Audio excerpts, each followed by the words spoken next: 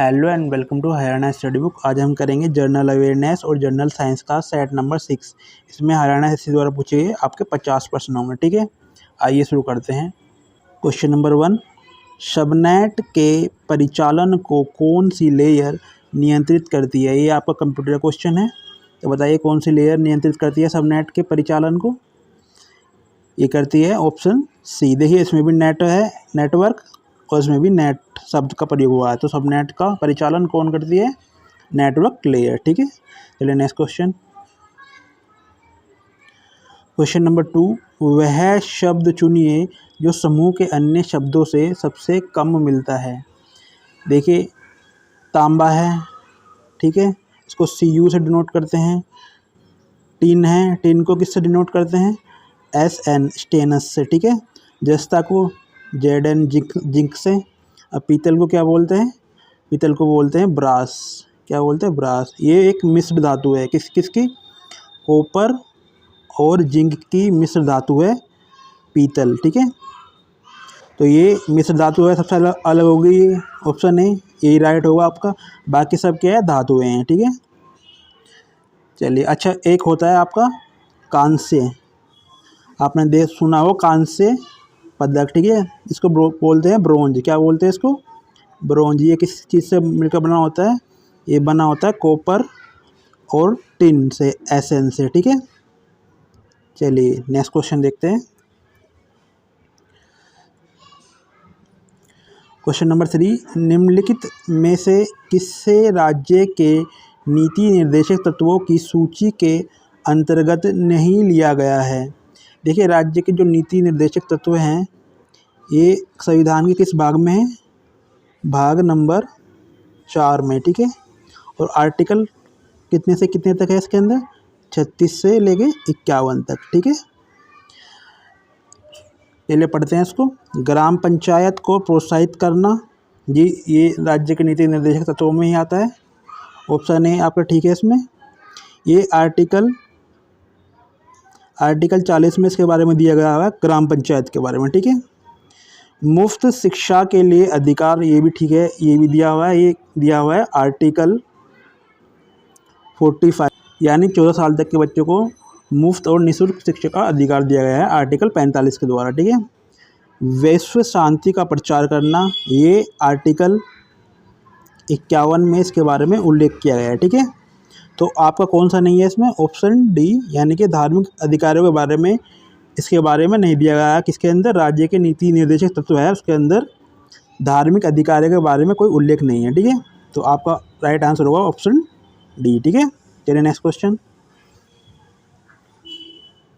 Question number 4, Simon commission में British संसद के कितने सदस्य थे? बताइए, 5, 7, 9 या 11? देखिए 7 साइमन है, 7 से ही 7 है, तो 7 सदस्य थे इसमें साइमन कमीशन के।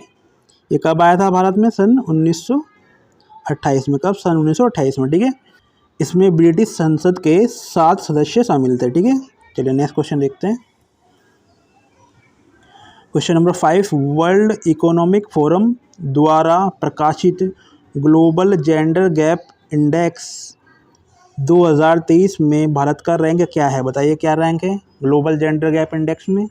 इसमें है भारत का रैंक देश में ऑप्शन बी 127। ठीक है, और 2022 में कितना था? 2022 में था 135। ठीक है, अच्छा 111 जो ये इंडेक्स है ये भारत का है। ये किसमें? वैश्विक भूख सूचकांक में। किसमें? वैश्विक भूख सूचकांक में भारत का रैंक 111 है। 2023 का है ये। ठीक है ना, सूचकांक। ठीक है, 2023 का अपडेटेड। ठीक है, और जो 132 है ये इम्पोर्टेंट है, मानव विकास सूचकांक। मानव विकास सूचकांक की इसमें भारत का रैंक है 132। ठीक है ना, मानव विकास सूचकांक। ठीक, ये भी 2023 का ही आंकड़ा है। ठीक है, 2023 का। ठीक, चलिए नेक्स्ट क्वेश्चन देखते हैं। क्वेश्चन नंबर 6, समुद्री मार्ग से भारत में आने वाला पहला यूरोपियन देश कौन सा है? बताइए, ब्रिटेन है, डच है, पुर्तगाल है, फ्रांस? तो आपको पता होगा सन 1498 में पहला पुर्तगाली कौन? Vasco D gamma. कहाँ पे आया था?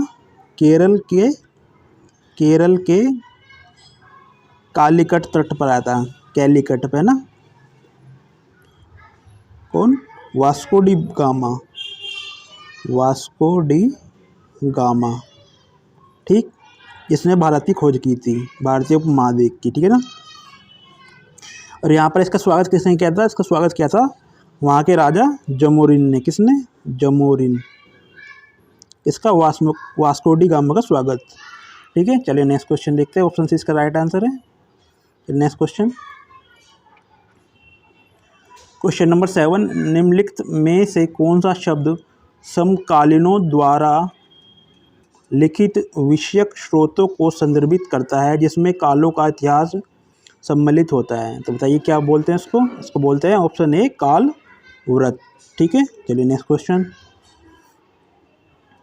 क्वेश्चन नंबर 8, ऑप्टिकल फाइबर किस पर आधारित है? किस एप्लीकेशन पर आधारित है बताइए? ऑप्टिकल फाइबर में जो एप्लीकेशन होती है वो होती है ऑप्शन डी पूर्ण आंतरिक परावर्तन। ये इंग्लिश में इसको बोलते हैं टोटल इंटरनल रिफ्लेक्शन, ठीक है, रिफ्लेक्शन, इस पर वर्क करता है ऑप्टिकल फाइबर, ठीक है।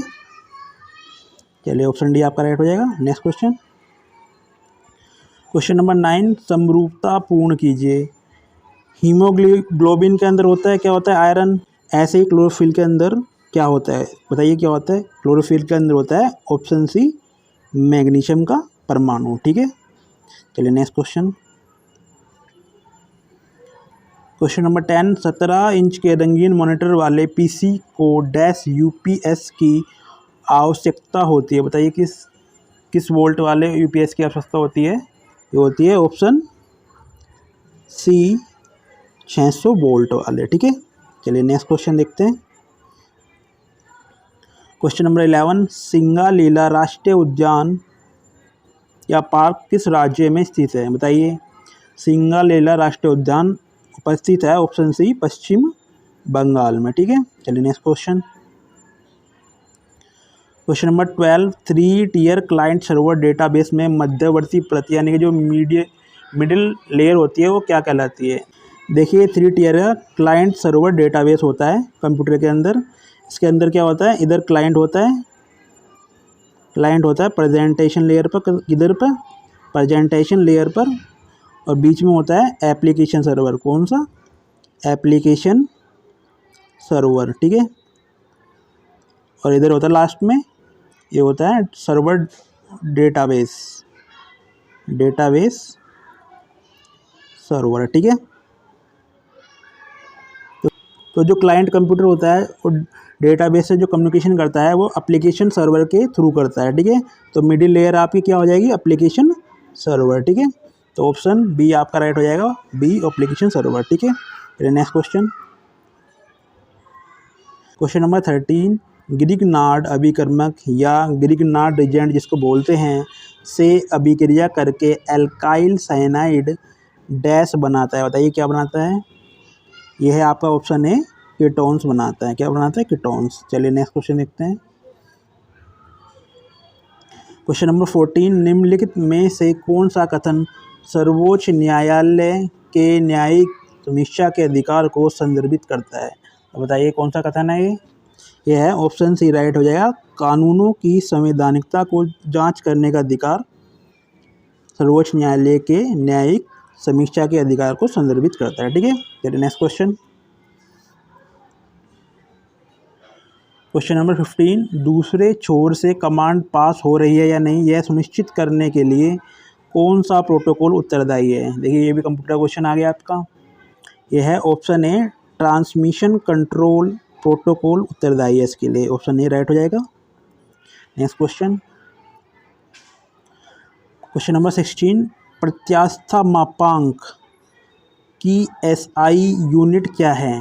तो प्रत्यास्था मापांक जिसको इंग्लिश में बोलते हैं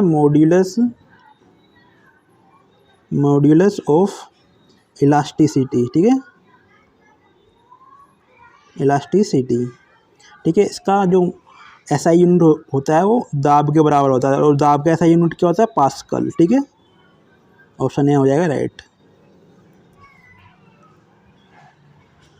क्वेश्चन नंबर 17, NO+ प्रकृति में डैश है, बताइए क्या है वो? NO+ है प्रकृति में प्रतिचुंबकीय। प्रतिचुंबकीय कैसे बोलते हैं? इंग्लिश में उसको बोलते हैं डाई मैग्नेटिक। यानी कि ऐसे पदार्थ जो चुंबकीय क्षेत्र में आने पर चुंबकीय क्षेत्र को की जो लाइन होती है उनको प्रतिकर्षित करते हैं, यानी कि उनसे दूर हटते हैं, इसको बोलते हैं प्रतिचुंबकीय पदार्थ। ठीक है, और अनुचुंबकीय क्या होते हैं? इनको इंग्लिश में बोलते हैं पैरामैग्नेटिक। क्या? पैरामैग्नेटिक। ये क्या होते हैं? चुंबकीय क्षेत्र में आने पर चुंबकीय क्षेत्र की तरफ थोड़ा आकर्षित होते हैं। ठीक है ना। लो चुंबकीय क्या होते हैं? ये चुंबकीय क्षेत्र में आने पर पूरी स्ट्रोंग तरीके से चुंबकित हो जाते हैं। और लो चुंबकीय पदार्थ के विपरीत होते हैं। ठीक है ना। तो इनकी एग्जाम्पल ले लेते हैं। डाई मैग्नेटिक का एग्जाम्पल तो NO+ हो गया एक। ठीक है, दूसरा हो गया इसका हो गया आपका गोल्ड, जिसको ओरम बोलते हैं, AU, सिल्वर, मरकरी, इसको Hg बोलते हैं। ठीक है, कॉपर, ठीक, कॉपर हो गया, और एयर हो गया, हाइड्रोजन हो गया। ठीक, हाइड्रोजन हो गया, और ऐसे ही बहुत सारे हैं इसके अंदर भी। ठीक है, और अनुचुंबकीय के अंदर क्या आते हैं? कौन कौन से पदार्थ आते हैं इसके अंदर? आते हैं आपके प्लेटिनम, ऑक्सीजन, ठीक, और कॉपर सल्फेट, मैंगनीज सल्फेट। और इसके अंदर जो पीरियोडिक टेबल है आपकी, पहले और दूसरे ग्रुप उसमें होते हैं, वो सभी इसके अंदर आते हैं, अनुचुंबकीय के अंदर। यानी कि इसको बोलते हैं एल्केली मेटल, ठीक, और एक होते हैं एल्केलाइन अर्थ मेटल, पहले दूसरे ग्रुप दोनों के ना, एल्केलाइन अर्थ मेटल, ये दोनों ही अनुचुंबकीय यानी कि पैरामैग्नेटिक में आते हैं। ठीक है, और लो चुंबकीय के अंदर कौन कौन से आते हैं? इसके अंदर आते हैं आपके कोबाल्ट, निकिल, स्टील और आयरन, Fe। ठीक है, तो ऑप्शन डी इसका राइट हो जाएगा। ये नेक्स्ट क्वेश्चन देखते हैं। क्वेश्चन नंबर 18, थर्ड पिलर पुस्तक के लेखक कौन है? बताइए, थर्ड पिलर पुस्तक के लेखक हैं ऑप्शन बी रघुराम राजन। ठीक है, चलिए नेक्स्ट क्वेश्चन। क्वेश्चन नंबर 19, देखिए फिर कंप्यूटर क्वेश्चन आ गया। पॉइंटर संकल्पना यानी कॉन्सेप्ट के अंदर इन डायरेक्शन ऑपरेटर, जिसको स्टार से दर्शाते हैं, डैश को वापस करता है। किसको वापस करता है? जो वेरिएबल्स की वैल्यू होती है, यानी कि चरों की वैल्यू, उनको रिटर्न्स करता है। ऑप्शन ए राइट हो जाएगा।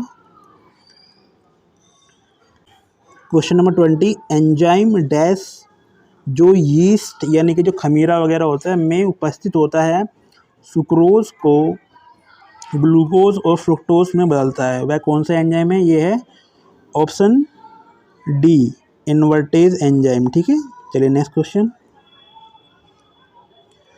क्वेश्चन नंबर 21, ये भी प्रोग्रामिंग लैंग्वेज का क्वेश्चन है। जावा जो लैंग्वेज होती है प्रोग्रामिंग में, इनपुट स्ट्रीम रीडर बाइट्स को किस में बदलता है? तो इनपुट स्ट्रीम रीडर होता है वो बाइट्स को बदलता है कैरेक्टर में। किस में? कैरेक्टर में। ऑप्शन ए राइट हो जाएगा। Next question. क्वेश्चन नंबर 22, किस देश के संविधान से भारत ने मौलिक अधिकार, क्या मौलिक अधिकारों को लिया है? बताइए, किस देश के संविधान से लिया है? अमेरिका से, ऑस्ट्रेलिया, आयरलैंड या जर्मन? तो ऑप्शन ए है होगा अमेरिका से लिया है। ठीक है, ऑस्ट्रेलिया से क्या लिया है? प्रस्तावना की भाषा और समूहवर्ती सूची। ठीक है, समूहवर्ती सूची। का प्रावधान लिया है ऑस्ट्रेलिया से, ठीक है। अच्छा, आयरलैंड से क्या लिया है, अभी बताया था आपको, आयरलैंड से लिया था नीति निदेशक सिद्धांत। कौन से? नीति निदेशक सिद्धांत, ठीक। और जर्मन से क्या लिया है बताइए? जर्मन से लिया है आपातकालीन स्थितियों में राष्ट्रपति की सदस्य वगैरह ना, आपातकालीन स्थितियों के बारे में लिया है। आपातकाल में मौलिक अधिकार, ठीक है। यानी कि कुल मिला के आपको याद कर लेना कि आपातकाल से संबंधित है जर्मन से जो प्रॉपर्टीज ली गई है संविधान के अंदर, ठीक है। चलिए नेक्स्ट क्वेश्चन। क्वेश्चन नंबर 23, ईरानी ट्रॉफी निम्नलिखित में से किस खेल से संबंधित है, बताइए। तो ईरानी ट्रॉफी है आपके ऑप्शन ए क्रिकेट से संबंधित। चलिए next question. Question number 24, cryoscopic स्थिरांक की इकाई क्या है। देखिए, क्रायोस्कोपिक स्थिरांक का जो फॉर्मूला होता है इसके अंदर ये होता है delta TF equal to KF into ये होता है number of moles of solute upon 1 kilogram of solvent, ठीक है। तो ये जो आपका KF होता है ये होता है क्रायोस्कोपिक कांस्टेंट, ठीक है ना। और ये क्या होता है? फ्रीजिंग जो पॉइंट होता है किसी भी पदार्थ का, जब हम उसके अंदर सोल्यूट यानी कोई विलय मिलाते हैं, विलायक के अंदर 1 किलोग्राम कोई पदार्थ है सोलवेंट में विलायक का, ठीक है ना, उसके अंदर हम कितने नंबर ऑफ मोल सोल्यूट मिलाएंगे कि जो उसका जो फ्रीजिंग पॉइंट है वो कम हो जाए, इसका मतलब ये होता है, ठीक है ना। तो क्या होगा इसका होगा आपका SI यूनिट केल्विन किलोग्राम पर मोल। आप इसको इधर लेकर आएंगे KF, ठीक है। ये टेम्परेचर है, फ्रीजिंग पॉइंट का जो चेंज हो रहा है फ्रीजिंग पॉइंट, तो इससे क्या होता है केल्विन, ये इधर आ जाएगा ये वाला, ठीक है। क्या हो जाएगा ये किलोग्राम, और ये वाला हिस्सा क्या हो जाएगा इसके नीचे आ जाएगा इधर, ठीक है। तो ये हो जाएगा पर मोल, ठीक है। चलिए नेक्स्ट क्वेश्चन देखते हैं, ऑप्शन ए इसका राइट हो जाएगा। क्वेश्चन नंबर 25, इलाहाबाद स्तंभ शिलालेख निम्नलिखित में से किस विद्वान द्वारा रचित है, तो बताइए। ये रचित है ऑप्शन डी हरिसेन द्वारा। चलिए नेक्स्ट क्वेश्चन नंबर 26, डिजिटल समावेशन को बढ़ावा देने के लिए निम्नलिखित में से कौन सी समिति का गठन किया गया है, बताइए। कौन सी समिति है जिसने वित्तीय समावेशन और डिजिटल भुगतान को बढ़ावा देने के लिए इसका गठन हुआ था, तो ये समिति है ऑप्शन बी नंदन नीलेकेणी समिति, ठीक है। ऑप्शन बी राइट हो जाएगा। Next question number 27, a century is not enough निम्नलिखित में से किस क्रिकेटर की आत्मकथा है, तो ये है ऑप्शन सी सौरभ गांगुली की आत्मकथा है, ठीक है। सचिन तेंदुलकर की आत्मकथा कौन सी है? प्लेइंग इट माई वे, ठीक है। चलिए नेक्स्ट क्वेश्चन। अच्छा, युवराज सिंह की आत्मकथा कौन सी है? युवराज सिंह की आत्मकथा है the test of my life, ठीक है। चलिए नेक्स्ट क्वेश्चन देखते हैं। क्वेश्चन नंबर 28, नोट्स जिनमें कोई चिल्ड्रन नहीं है डैश नोट्स कहलाते हैं। ये कंप्यूटर का क्वेश्चन है, कंप्यूटर एल्गोरिथम का, तो ये कहलाती है ऑप्शन सी लीफ। जिसके अंदर कोई चिल्ड्रन नहीं होता वो नोट्स लीफ नोड कहलाती है, ठीक है। चलिए नेक्स्ट क्वेश्चन नंबर 29, यदि एकल आधार वर्ग में से कई वर्ग प्राप्त होते हैं तो इसे डैश वंशानुक्रम कहा जाता है, तो इसको बोला जाता है अधिश्रेणी के, या इंग्लिश में बोले तो इसको हायरार्किकल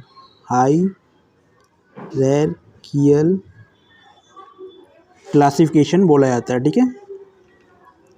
जिसमें एक आधार वर्ग से कई सारे वर्ग प्राप्त होते हैं, क्लास प्राप्त होती है, ठीक है। उसको अधिश्रेणी वंशानुक्रम कहा जाता है। चलिए नेक्स्ट क्वेश्चन। क्वेश्चन नंबर 30, भारतीय राष्ट्रीय आंदोलन के दौरान किस दिन को स्वतंत्रता दिवस के रूप में मनाया गया था? बताइए कब मनाया गया था स्वतंत्रता दिवस? ये मनाया गया था 26 जनवरी 1930 को स्वतंत्रता दिवस के रूप में मनाया गया था। ऑप्शन सी राइट हो जाएगा। Next question.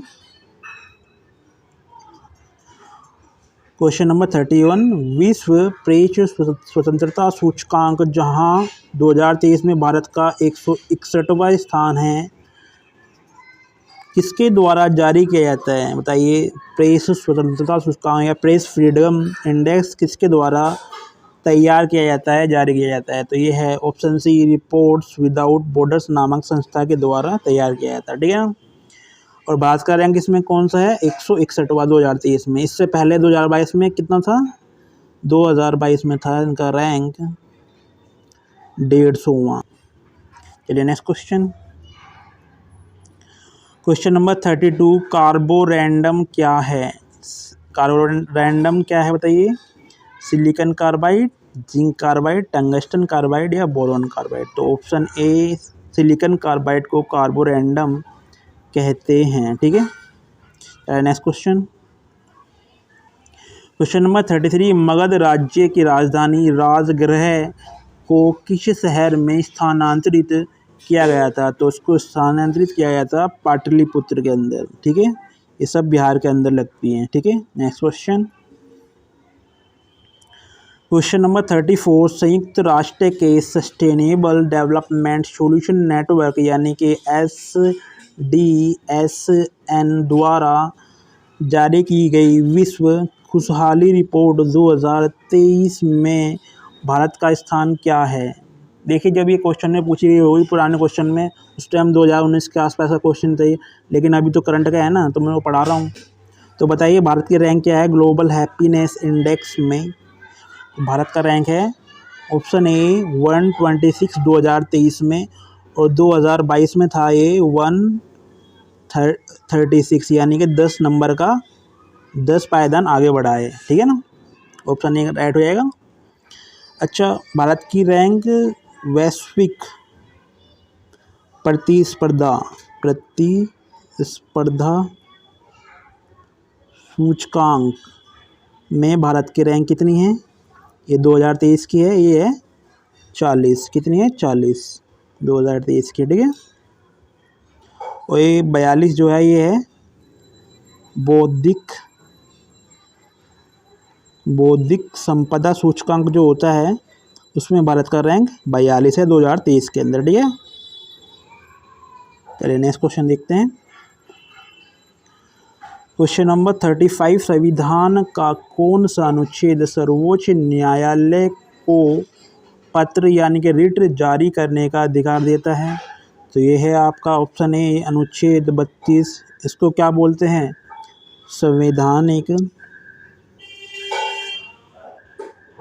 संवैधानिक उपचारों का अधिकार भी बोलते हैं, है ना।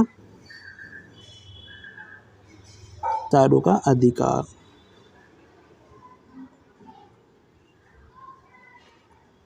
ठीक। चलिए ऑप्शन ए राइट हो जाएगा इसका। नेक्स्ट क्वेश्चन देखते हैं। क्वेश्चन नंबर 36, भारतीय राष्ट्रीय सेना यानी कि इंडियन नेशनल आर्मी किससे संबंधित है? इसकी स्थापना में शामिल थे ऑप्शन डी नेताजी सुभाष चंद्र बोस। चलिए नेक्स्ट क्वेश्चन देखते हैं। क्वेश्चन नंबर 37, शीत युद्ध के कारण निम्नलिखित में से कौन सी संधि हस्ताक्षरित नहीं हुई थी? ठीक है जी, देखिए सीट भी हुई थी, वर्सोवा भी हुई थी, नाटो भी हुई थी, लेकिन नेम जो नॉन अलाइन मूवमेंट है यानी ये गुट निरपेक्ष आंदोलन है, ये शीत युद्ध से संबंधित नहीं है। तो ऑप्शन बी आपका राइट हो जाएगा। ठीक है ना। चलिए next question. Question number 38, we are displaced नामक पुस्तक का लेखक कौन है? बताइए कौन है? तो आपका राइट आंसर होगा ऑप्शन ए मलाला यूसुफजई। आपने इनका नाम सुना होगा, ये पाकिस्तान की रहने वाली थी पूर्व में। इनको नोबेल पुरस्कार भी मिला है शांति का। ठीक है। चलिए नेक्स्ट क्वेश्चन। क्वेश्चन नंबर 39, मैदानी भूमि रेत, मिट्टी, गाद और कैलकेरिया बजरी से बना होता है, जिसे स्थानीय भाषा में किस नाम से जाना जाता है? इसको क्या बोलते हैं बताइए? इसको बोलते हैं ऑप्शन सी कंकर्स। ठीक है, चलिए next question. Question number 40, British Bharat के किस गवर्नर जनरल ने स्थानीय सरकार की स्थापना के लिए पहल की थी? स्थानीय सरकार की स्थापना के लिए पहल की थी। स्थानीय सरकार की स्थापना के लिए जो पहल की थी, ऑप्शन ए लॉर्ड रिपन ने की थी। इसको भारत के अंदर स्थानीय स्वशासन का जनक भी कहा जाता है। ठीक है, नेक्स्ट क्वेश्चन। क्वेश्चन नंबर 41, निम्नलिखित में से कौन कृषि फसलों के लिए न्यूनतम समर्थन मूल्य यानी जिसको बोलते हैं मिनिमम सपोर्ट प्राइस की घोषणा करती है? कौन सी समिति बताइए? सार्वजनिक खातों की संसद समिति, संसद की अनुमान समिति या आर्थिक मामलों की कैबिनेट समिति? तो ऑप्शन सी आपका राइट हो जाएगा। आर्थिक मामलों की कैबिनेट समिति एमएसपी का निर्धारण करती है। चलिए नेक्स्ट क्वेश्चन। क्वेश्चन नंबर 42, एक लिफ्ट 1 मीटर प्रति सेकंड स्क्वायर के नियत त्वरण यानी कि एक्सेलरेशन से नीचे आ रही है। उसमें 80 किलोग्राम का एक आदमी है जो उस लिफ्ट में चढ़ता है, वह कितना हल्का महसूस करेगा? देखिए, लिफ्ट के क्वेश्चन में दो तरह के क्वेश्चन बनते हैं। ये लिफ्ट है, अगर ये ऊपर की तरफ जा रही है, ठीक है, अगर ये ऊपर की तरफ जा रही है तो उसके अंदर जो व्यक्ति होगा, इसके अंदर जो व्यक्ति होगा, ठीक है, इसके अंदर जो व्यक्ति होगा उसका जो वेट होगा उसको निकालने का फॉर्मूला होता है mg - a। ठीक है, अगर लिफ्ट नीचे की ओर एक्सेलरेट कर रही है या त्वरित हो रही है तो इसके लिए जो वेट होगा, इसके अंदर जो आदमी खड़ा है उस मनुष्य का जो भार अनुभव करेगा वो वेटिंग मशीन के अंदर, ये करेगा W = mg + a। यहाँ पर वेट होगा W, m से मास होगा, g acceleration due to gravity और a जो है ये लिफ्ट वाली एक्सेलरेशन है। ठीक है, g को हम यहाँ पे 10 मानते हैं। ठीक है ना, g को हम 10 मानते हैं। वैसे होती तो ये कितनी है? ये होती है 9.8 मीटर पर सेकंड स्क्वायर होती है, आपको पता होगा। ठीक है, कितनी होती है ये होती है 9.8 मीटर पर सेकंड स्क्वायर। ठीक है, लेकिन हम इसको कैलकुलेशन करने के लिए, इजी करने के लिए 10 मान लेते हैं। ठीक है, तो इसमें मास कितना होगा? मास इसका वेट कितना होता है? W = mg। ठीक है, वेट है इसका 80 kg। ठीक है, मास हमें निकालना है, g हमने इसको मान लिया 10, तो मास क्या हो जाएगा? यानी कि द्रव्यमान क्या हो जाएगा? द्रव्यमान हो जाएगा m = 8। ठीक है, तो यहाँ पे पुट कर देंगे क्योंकि ये तो, अच्छा सॉरी, मैंने ये आपके निशान गलत लगा दिए हैं। ये नीचे की तरफ आ रही होगी तब का है ये कंडीशन, और ये ऊपर की तरफ जा रही होगी जबकि कंडीशन है। ठीक है ना, ठीक है ना, यानी जब लिफ्ट नीचे की तरफ आती है हमें हल्का महसूस होता है ना थोड़ा, और ये ऊपर की तरफ जाती है तो थोड़ा भारीपन महसूस होता है। ठीक है ना, ये थोड़ा गलत लग गया था, उसके लिए माफ़ी चाहूँगा।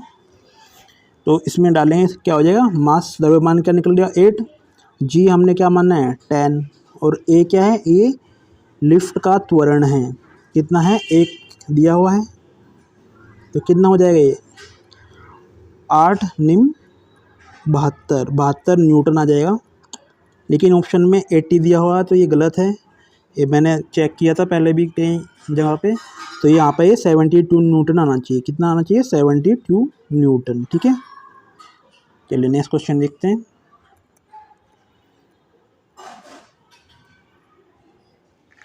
क्वेश्चन नंबर 43, चुनाव आयोग में नामांकन दाखिल करते समय एक उम्मीदवार को हलफनामा देना अनिवार्य है। यहाँ हलफनामे का क्या मतलब है बताइए? क्या है हलफनामे का मतलब? हलफनामे का मतलब है संपत्ति और आपराधिक मामलों का विवरण देना। ऑप्शन सी राइट हो जाएगा। नेक्स्ट क्वेश्चन देखते हैं। क्वेश्चन नंबर 44, घटा हुआ प्रावस्था नियम का जो फॉर्मूला है वो पूछा है, वो क्या होता है?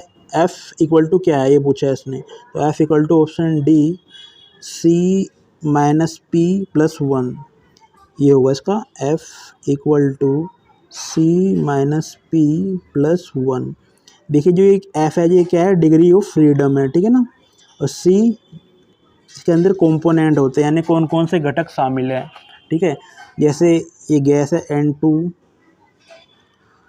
प्लस 3H2, तो क्या बन जाएगा 2NH3। ठीक है, ये अमोनिया गैस बनी है। ठीक है, तो जो ये घटक हैं ये वाले, तो इनको सी से दर्शाया गया है। ठीक है ना, तो इसमें कितने घटक हो गए, 2 हैं यहाँ पे घटक, एक ये एक ये। ठीक है, और पी क्या होती है, ये होती है फेज़, यानी कि कोई चीज़ सॉलिड में है, लिक्विड में है या गैस में है। तो ये सब चीज़, ये भी गैस में है, इधर ये भी गैस में है और ये भी गैस में है। ठीक है ना, यानी कि इसकी जो फेज़ होगी, जिसको प्रावस्था भी बोलते हैं हिंदी में, तो ये होगी कितनी 1। गैस गैस सब में गैस ही है, और ये प्लस में 1 है। ये फॉर्मूला है इसका घटा हुआ प्रावस्था नियम का। इसको हम संघनित साम्यावस्था नियम भी बोलते हैं। संघनित प्रावस्था बोल दो, चाहे साम्यावस्था प्रावस्था नियम भी बोलते हैं, जिसको घटी हुई प्रावस्था नियम को, या रिड्यूस फेज रूल को। ठीक है ना, वैसे जो उसका जर्नल फॉर्मूला होता है वो ये होता है F = C - P+2।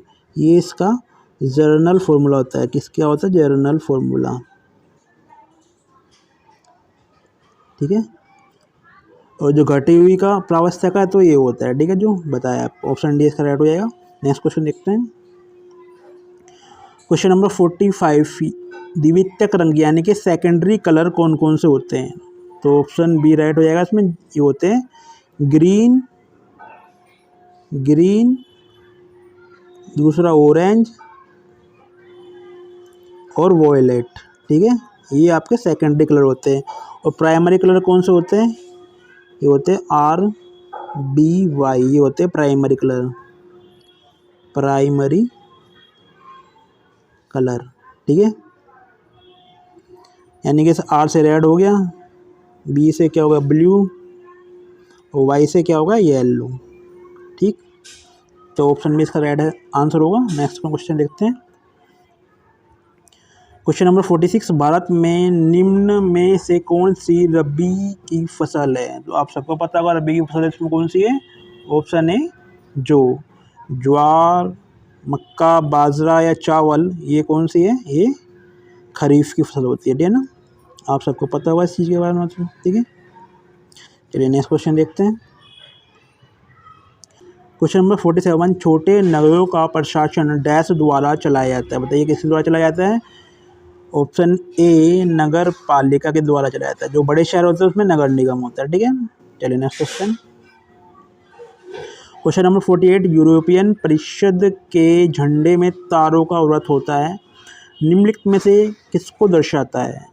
राष्ट्रों के बीच समन्वय और सद्भाव, या 12 सर्वोत्कृष्टता चिन्हों से संबंधित है। तो ये ऑप्शन ए और बी दोनों ही राइट हो जाएंगे। ठीक है, next question, question number 49। Martin Luther king के 95वें शोध में क्या शामिल है। मार्टिन लूथर किंग के 95वें शोध में शामिल है रोमन कैथोलिक चर्च की कई प्रथाओं और अनुष्ठानों की आलोचना की गई है इसके अंदर। ऑप्शन बी राइट हो जाएगा। ठीक है, नेक्स्ट क्वेश्चन, इस वीडियो का लास्ट क्वेश्चन, क्वेश्चन नंबर 50। निवल कोणीय संवेग या नेट एंगुलर मोमेंटम संरक्षित रहता है, यानी कंजर्व रहता है, यदि वस्तु पर लगने वाला बाह्य आघूर्ण बल, यानी कि जिसको क्या बोलते हैं, टॉर्क बोलते हैं इंग्लिश में, टॉर्क, ठीक, का योग शून्य हो। ऑप्शन बी आपका राइट हो जाएगा इसमें। ठीक है, आई होप आपको वीडियो अच्छी लगी हो तो वीडियो को लाइक करना, चैनल को सब्सक्राइब करना। मिलते हैं नेक्स्ट वीडियो में, तब तक के लिए टेक केयर, बाय बाय।